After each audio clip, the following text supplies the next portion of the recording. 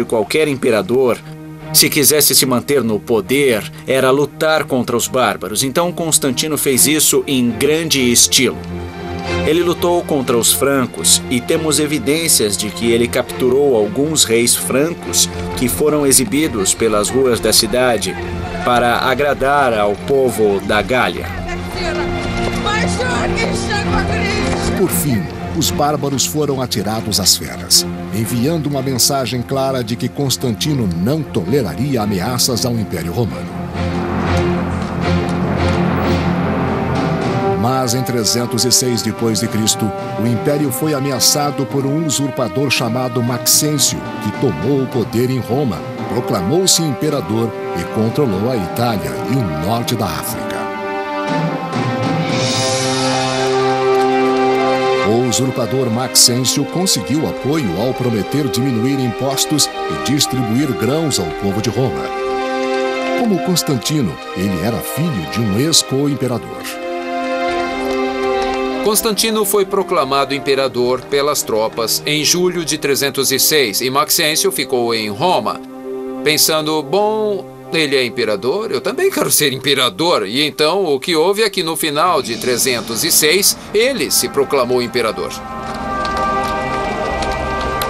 Mas ao contrário de Constantino, Maxêncio não tinha direito ao trono.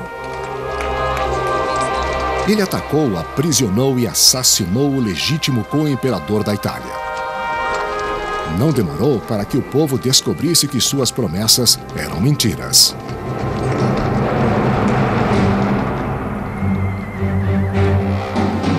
Em 311 d.C., os romanos se revoltaram quando os grãos e os cortes nos impostos só beneficiaram os ricos. Os cidadãos comuns tinham de roubar para sobreviver. Maxêncio não era um líder popular. Ele era um líder muito cruel. Abafava as revoltas com muita violência. Circulavam boatos de que ele seduzia as filhas dos senadores, havia problemas com o suprimento de grãos e os impostos haviam aumentado ainda mais. A revolta desesperada do povo de Roma foi uma oportunidade para Constantino.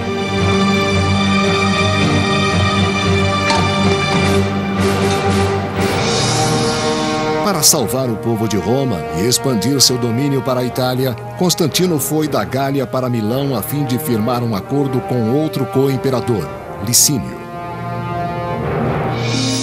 Milão, Itália, 311 d.C. O acordo visava consolidar o poder. Vou lhe mostrar o mapa. Combinado? Então está combinado. Para selar a aliança, Licínio casou-se com a irmã de Constantino.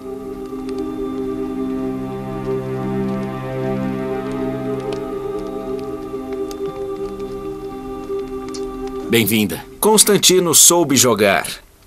Ele era uma pessoa extremamente ambiciosa e não havia um caminho para o poder que ele não soubesse abrir. Isso significa que no início ele fez todo tipo de manipulação para conseguir se manter no poder. Licínio e Constantino enganaram o co-imperador do Oriente dizendo que apenas queriam derrubar Maxêncio. Este é um bom plano. Constantino quis tirar vantagem da situação e começou a chamar Maxêncio de imperador ilegítimo e usurpador.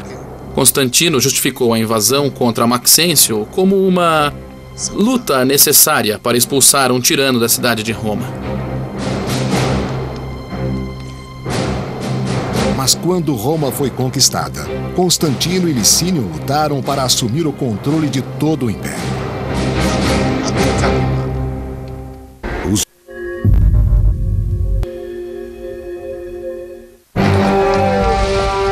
Em 306 d.C., quando o usurpador Maxêncio tomou o poder em Roma, Constantino aliou-se ao ambicioso co-imperador Licínio, buscando destruir Maxêncio e dividir o império entre eles.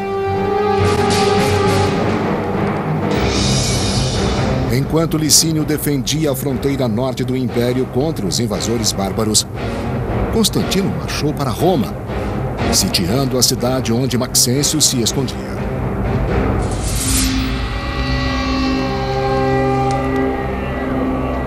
Dentro das muralhas de Roma, Maxêncio, um pagão devoto, baseou sua estratégia nas vísceras de cordeiro lidas pelo sacerdote.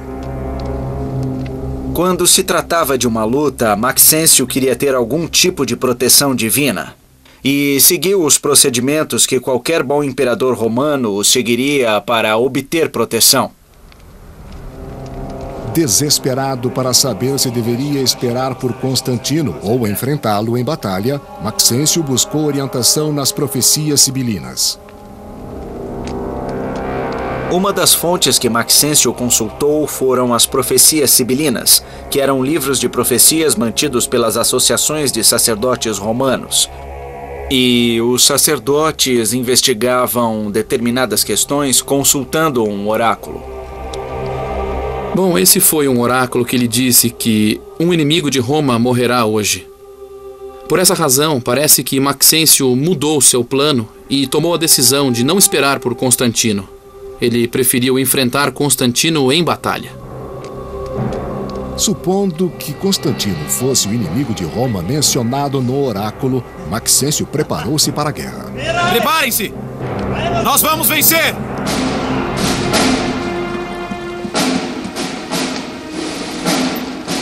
Enquanto isso, Constantino preparava-se para enfrentar Maxêncio no campo de batalha. Sabendo que suas tropas eram em menor número, Constantino estava inquieto. Constantino começou a ficar preocupado com a força de seu exército. E sabemos que ele rezou para que algum deus o ajudasse e recebeu uma visão como resposta. E Constantino interpretou a visão como sendo cristã. O historiador Eusébio de Cesareia registrou o que aconteceu, conforme lhe foi contado pelo próprio Constantino. Ao redor do meio-dia, quando começava o entardecer, ele viu nos céus o sinal de uma cruz luminosa. Ela estava acima do sol e tinha a inscrição: "Conquiste com isto". O que ele afirmou ter visto era um símbolo que parecia ser uma cruz com um tipo de P no alto, mas com as letras Kairo, que eram as duas primeiras letras do nome de Cristo em grego.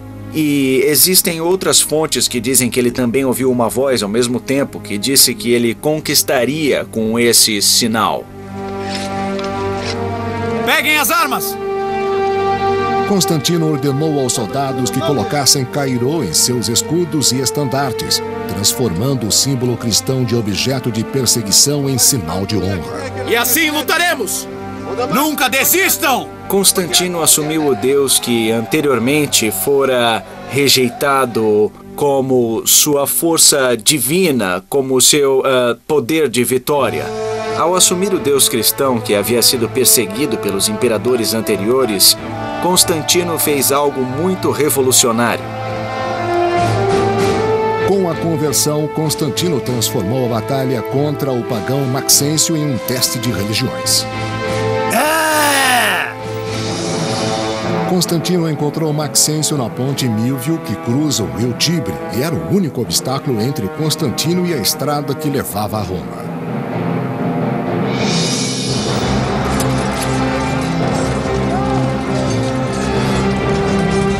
Embora em menor número que o exército de Maxêncio, os soldados de Constantino, marcados com a cruz de Cristo, enfrentaram a batalha com coragem. A batalha da Ponte Milvio foi muito importante. As forças foram dispostas uma contra a outra e, apesar das vantagens numéricas, o exército de Maxêncio foi empurrado por Constantino para o rio. Nunca desistam!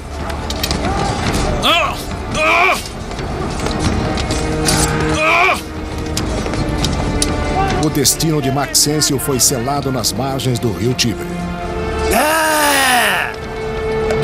Constantino forçou Maxêncio a lutar com o Tibre nas costas. Era uma posição terrível para estar e, conforme as forças de Constantino pressionaram, o exército de Maxêncio se dispersou. Sem opção, o usurpador Maxêncio fugiu com seus homens e tentou atravessar o rio Tibre a nado.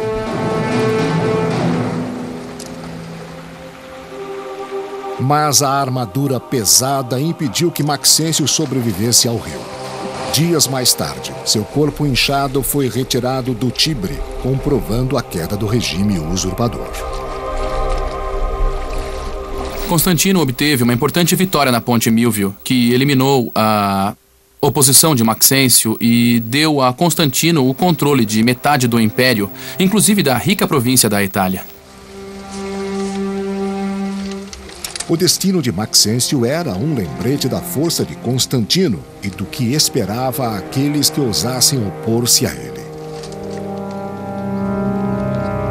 Constantino deu-se ao trabalho de dragar o corpo para desfilar com a cabeça por Roma e depois enviá-la ao norte da África para mostrar que o imperador estava morto e que Constantino tinha assumido o poder. A vitória sobre Maxêncio também provou a Constantino que o deus cristão era mais poderoso que os deuses pagãos do inimigo.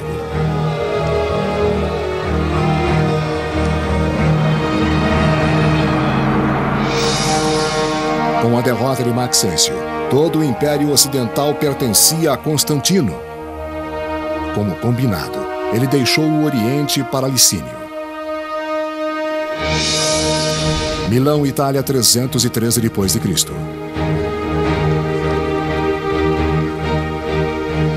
Eles se encontraram em Milão, onde Constantino e Licínio confirmaram o apoio mútuo por meio do casamento. Constantino decidiu ligar-se a Licínio ou ligar Licínio à sua causa. Ele chamou uma de suas irmãs, Constância, e a casou com Licínio, que considerava esse o modo natural de fazer uma aliança. Bom, para começar, o próprio casamento realmente marca o ponto em que os dois, Constantino por um lado e Licínio pelo outro, concordavam nas políticas. Uma dessas políticas refletia a conversão de Constantino ao cristianismo. Os dois imperadores conversaram sobre como dividiriam o poder entre si. Um elemento nessa decisão era estender a tolerância ao cristianismo por todo o império. Licínio não era cristão, mas concordou com Constantino em interromper a perseguição no império. O acordo funcionou por algum tempo, mas uma aliança nascida da ambição é frágil, e Constantino reconheceu que seu co-imperador era seu maior rival.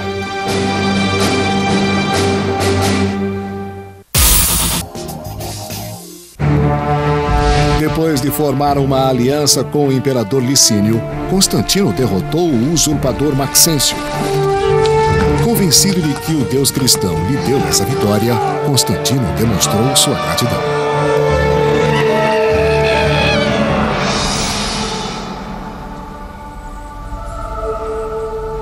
Pela primeira vez em 10 anos, os cristãos puderam rezar livremente e pela primeira vez na história, o imperador era cristão.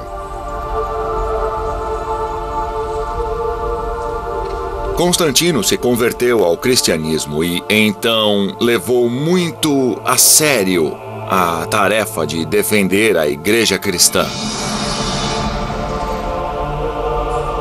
Sua família, inclusive seu filho e herdeiro Crispus, também se converteu. Constantino não só estendeu a tolerância à igreja cristã, mas favoreceu bastante os cristãos no território que controlava. Em 313 d.C., Constantino e Licínio emitiram em conjunto o Édito de Milão, conforme descreve o historiador Lactâncio. Garantimos aos cristãos e a todos a liberdade de seguir a religião que desejarem, para que todas as divindades no céu sejam veneradas e favoreçam a nós e aos que se encontram sob nosso poder.